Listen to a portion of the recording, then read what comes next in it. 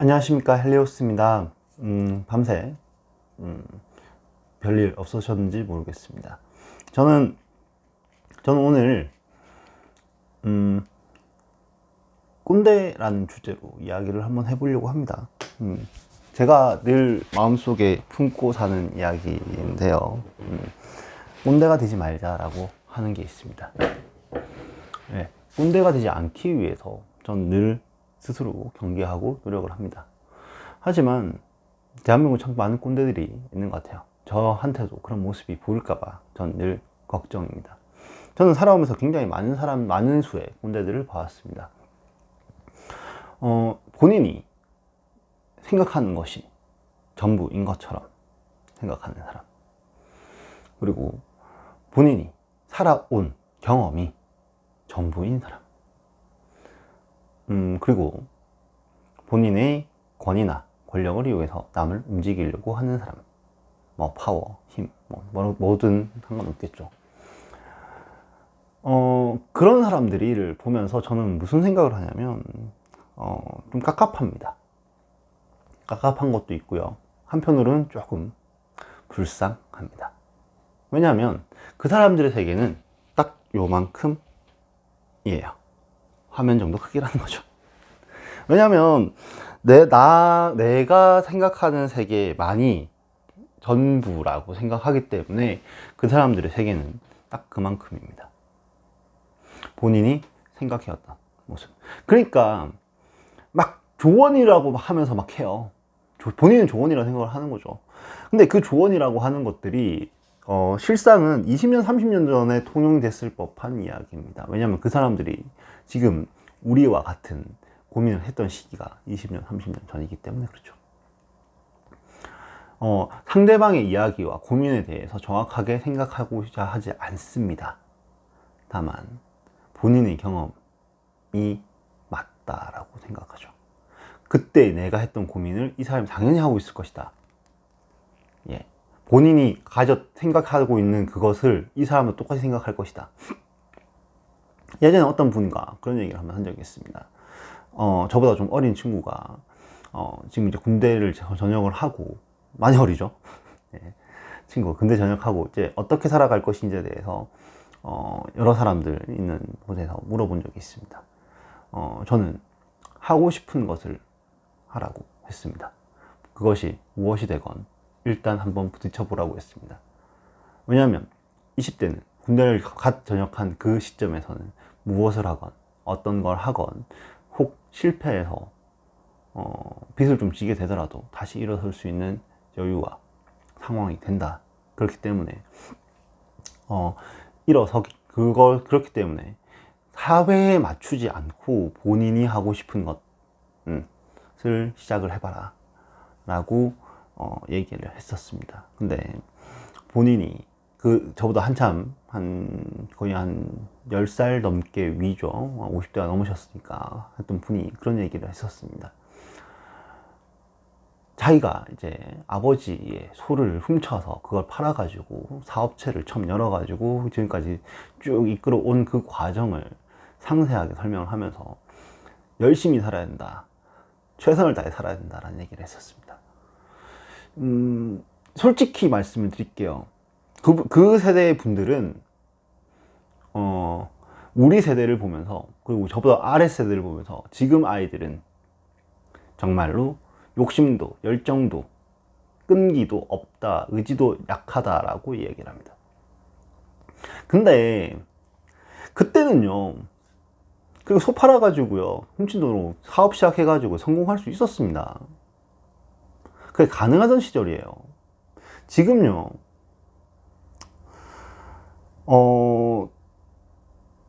제조업 공장을 하나 만들 수 있을 정도? 기계를 하나 살 정도의 돈이 되지를 않을 겁니다. 소 한 마리 팔아가지고. 또 하나는 뭐냐면,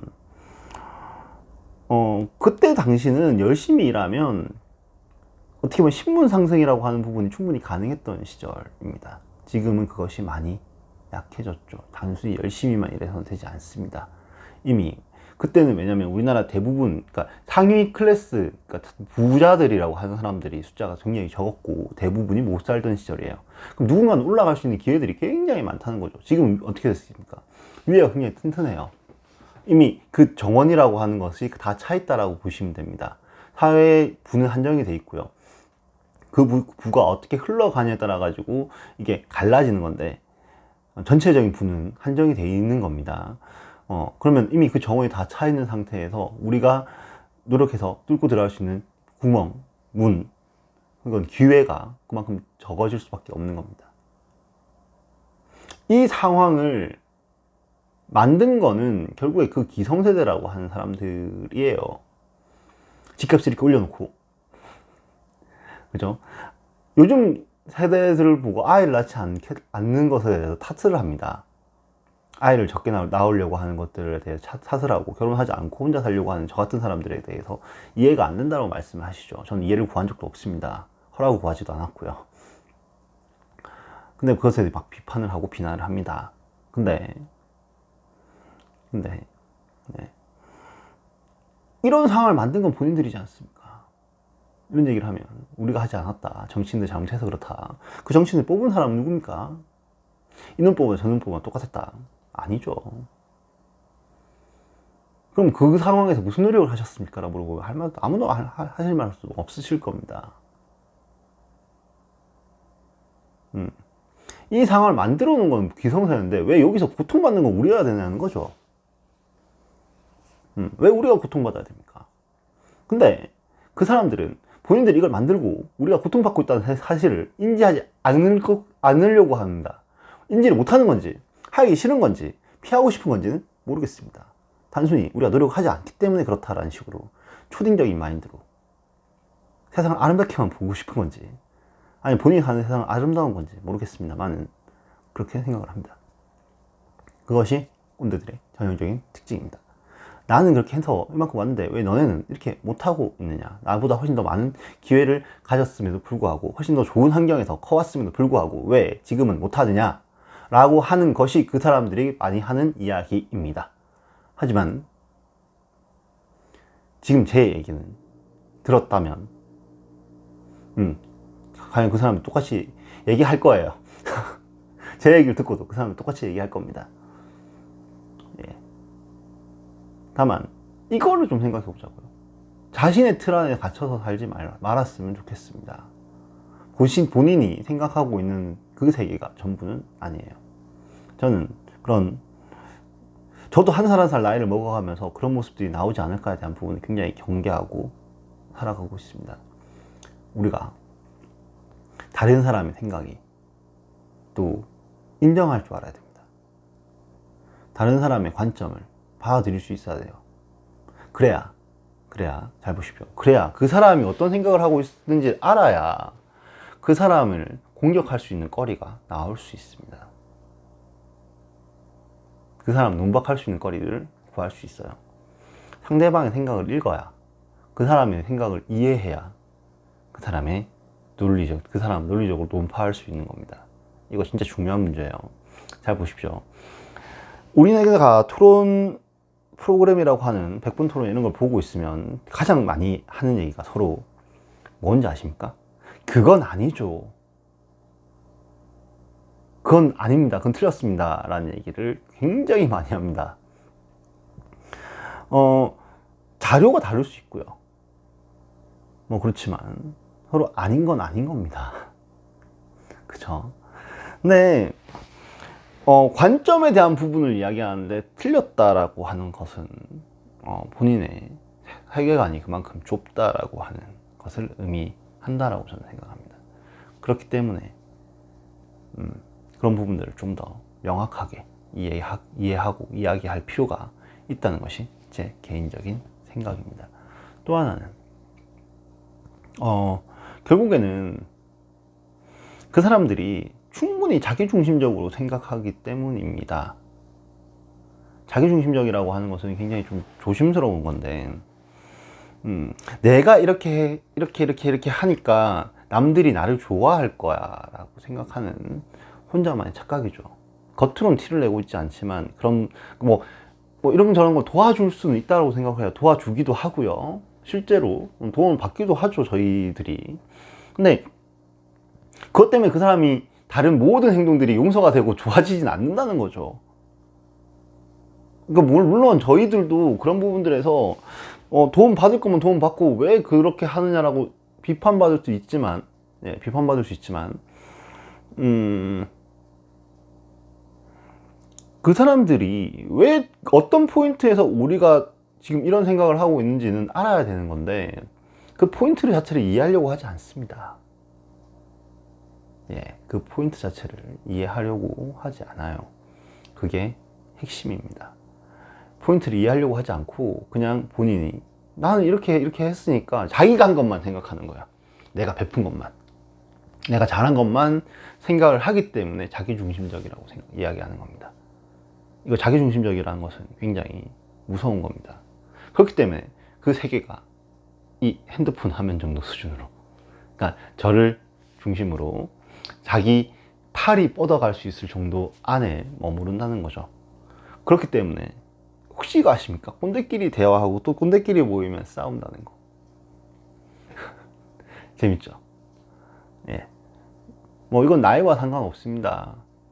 다른 사람의 얘기를 듣지 않고 내가 옳다라고만 이야기하는 사람 두 사람이 모이면 이야기에서 싸움이 될 수밖에 없습니다. 그리고 평행선을 긋죠. 사실 정치건 종교에 관한 이야기건 맞고 틀림이 없습니다. 다른 거죠. 그냥 무엇을 더 우선하느냐, 어떤 것을 더 중요하게 생각하느냐에 따라 그냥 달라지는 것 뿐입니다. 근데 우리는 그것을 인정하지 않으니까 틀렸다라고 이야기를 합니다. 대표적으로 우리나라 역대 대통령 중에 평가가 갈리는 사람 두 사람만 얘기하겠습니다. 박정희 대통령과 노무현 대통령. 이것에서 관점이 달라집니다. 그리고 상대방의 얘기를 듣지 않으려고 합니다. 그쵸? 네, 그런 겁니다. 저는 과감하게 말씀드리겠습니다. 우리 모두 꼰대 내지 맙시다. 서로의 차이를 인정하고 그 차이를 뭐 메꾸지 못해요. 아, 이 사람 이렇게 생각하는구나. 대신에 잘못된 부분이 있다면 정확하게 지적하고 그것이 나의 논리로, 그러기 위해서는 첫 번째로 상대방을 이해하는 것이 첫 번째입니다. 그래야 논파가 가능합니다. 지금같이 평행선을 달리는 이유는 그 논리를 전파하는 모든 사람들이 꼰대이기 때문에 그렇습니다. 우리가 조금씩 꼰대화 될수록 우리 삶은 점점 더 피곤해지겠죠. 네.